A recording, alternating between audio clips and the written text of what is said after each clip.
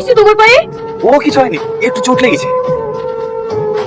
সালমা, আমারও মন চাই 4-5টা মানুষের মতন চলি, কিন্তু আমি নিরুপায়। আমার বস আমাকে কখনোই এ নরক থেকে বের হতে দেবে না। কেন বের হতে পারবে? ও কি তোমার মাথা কিনে রেখেছে নাকি জোর কথা মতোই চলতে হবে? অনেকটা তাই। ওসব বাদ দাও তো, যাও আমার জন্য এক কাপ চা করে নিয়ে এসো। কি হলো বসে থাকলে যে? যাও। কি হলো? আবার কোথায় যাচ্ছ? আমি একটু আসি, চা? এসে খাবো।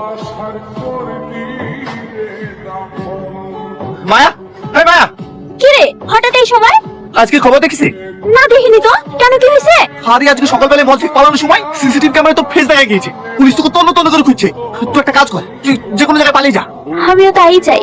চল না টনি, আমরা দূরে কোথাও গিয়ে নতুন করে জীবন শুরু করি।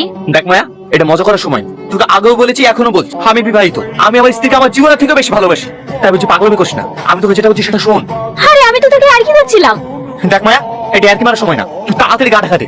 আর আমিও সিদ্ধান্ত নিয়ে ফেলেছি, আমি আমার বউকে নিয়ে অন্য শহরে চলে যাবো, যেখানে না থাকবে কোনো বস, না থাকবে কোনো পুলিশের অত্যাচার। আসছি। ওগো, আমরা চলিতে যাব। বাড়ির মালিককে কিছু বলেছো তো?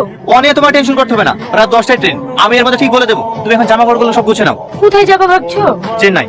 চেন্নাইতে যাবো বলছো, কিন্তু একটা অচেনা শহর, কোথায় থাকবো, কি করব?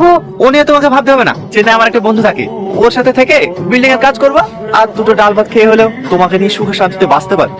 যাও, ব্যাগপত্রগুলো গুছিয়ে নাও। হ্যাঁ মায়া বল। ঠিক আছে, আমি এক্ষুনি আসছি। কি গো? আমাকে এক্ষুনি যেতে হবে। হ্যাঁ, আমিও যাবো। তুমি বাড়ি গিয়ে দাঁড়াও, আমি শাড়িটা চেঞ্জ করে আসছি।